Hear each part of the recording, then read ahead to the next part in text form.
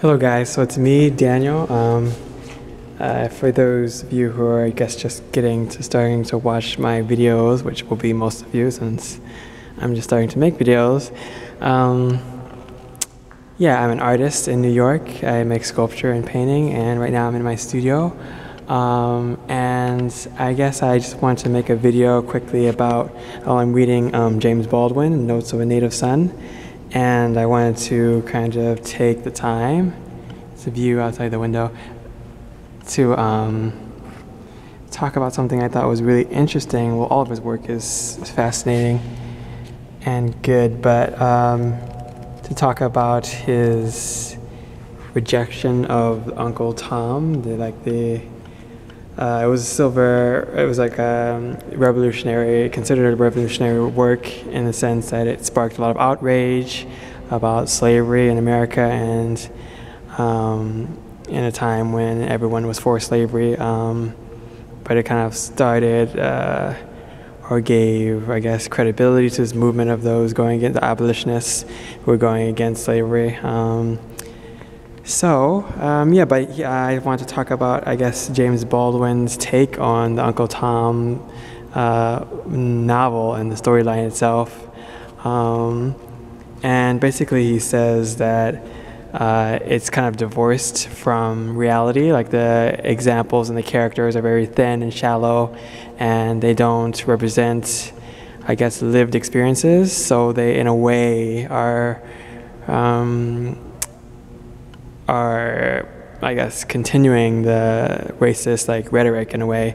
Even though it appears on the surface to be against slavery, they kind of continue this rhetoric of not really, or I guess keeping people in their categories of white and black, white versus black or black versus white. And so it doesn't really it doesn't really talk about, I guess, the lived experiences of us all as humans, as human beings.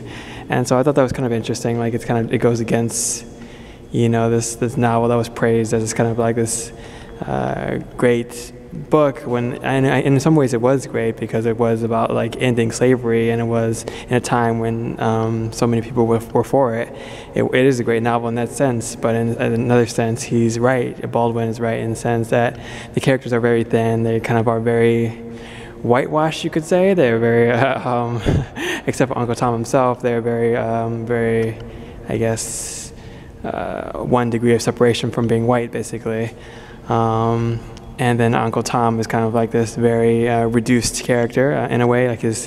He's very kind of crude, or he's very kind of it's meant to arouse sympathy, but it doesn't show the complexities of the human spirit. It doesn't show the complexities of just being human in general, because it's not just about I guess Baldwin is saying that he kind of reinforces the category, saying black is to be this, and then white is to be this, and it doesn't look at all of us as human beings. And so I thought that was kind of interesting. And then there was this cool quote that I wanted to read because it was kind of inspiring.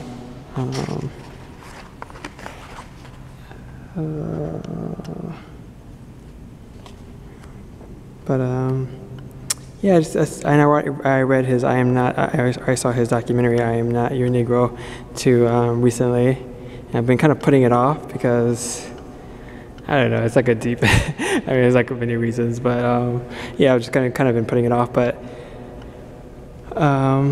so I read that recently, and it kind of what I thought was really touching was kind of that question he asked at the end, was and the statement he says, which is that we won't have peace in America, we won't have the civilization that's kind of this idealized civilization where there will be no discrimination and all of us will live equally, until the oppressors and those who are in power will ask themselves why it was necessary to have slaves in the first place. And I thought that was very a very deep question. It hits at the heart of the matter of inequality and injustice. Why was it necessary to have slaves? What is the underlying insecurities and errors of judgment and humanity that allows slavery to be, justified in these people's minds, and even today. looking at the events of today. So yeah, I thought that was just a very timely question. Trying to find this part that was really cool. I'm really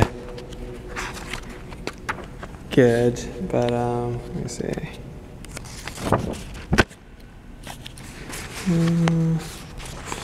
Oh yeah, it talks about sentimentality. So it says, Uncle Tom's Cabin is a very bad novel, having in its self-righteous, virtuous sentimentality much in common with Little Women. Sentimentality, the ostentatious parading of excessive and spurious emotion, is a mark of dishonesty. The inability to feel, the wet eyes of the sentimentalist, betrays his aversion to experience, his fear of life, his arid heart, and is always therefore the signal of secret and violent inhumanity, the mask of cruelty.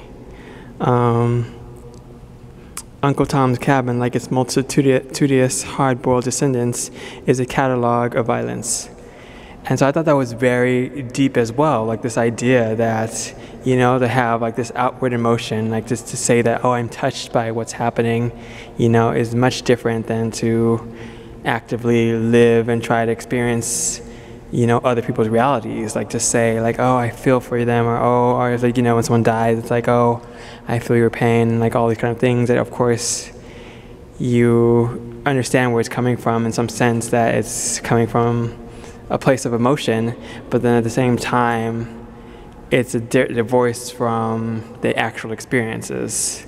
You know, it's not, you don't have that, you're not willing, or in some cases, Baldwin is criticizing those who are unwilling to live the experiences and like get to know the people that they claim to feel emotion for. So I thought that was really, really intriguing. Like, you know, that sentimentality, it says, is like the face of violence. And in some ways, it's really true. It's like a depthlessness or a lack of depth to people's emotions in some cases, and it's just made to make them feel better about themselves or to make them think that they're good people. But the reality is that they're not doing enough, or we're not doing enough to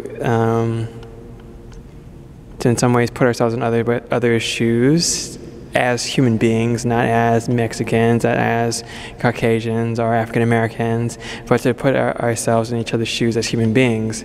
And it's a lack of ability to do that in this surface level of emotion and empathy that Baldwin kind of says is the source of violence and is the source of slavery. And so, or like this source of like the oppressors, or not necessarily oppressors, but people's kind of like willingness to allow oppression to exist, you know, not to stand up for it. So I thought that was really interesting, and what I've kind of taken away from that is that you kind of do have to, sorry, this is kind of rambling on, but you kind of have to not be afraid of life, and also to not be afraid of experiences, not be afraid of the world. And it's kind of like this separating ourselves from what's out there because we're afraid, and this living in a way in our own fantasies, in our own worlds, in our own security, in our own safety, because we don't want to place ourselves in danger, or we don't want to give ourselves the effort of getting out there in the world and really experiencing the world. That is, you know, I don't want to be too harsh, but that is, you know, what leads to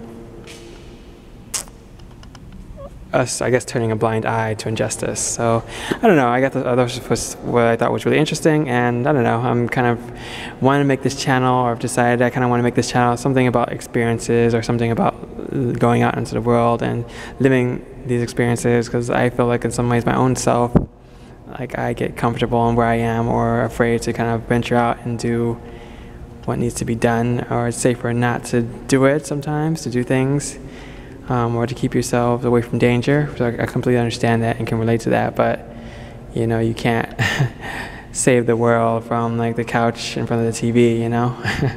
So like you have to kind of get out there and have that bravery and have that willingness to have these experiences, even when they're painful and even when it's uncertain future. So yeah, that's all I kind of wanted to say, and hopefully it was helpful, and you guys whoever's watching can take something away from this. But that's it for now, and I guess just hope you guys watch and subscribe, and yeah, stay tuned for my next video, which I hope will be a regular weekly thing, but we'll see. I'm still trying to get the format and everything down, but yeah, thanks for listening so far. All right, thanks, bye.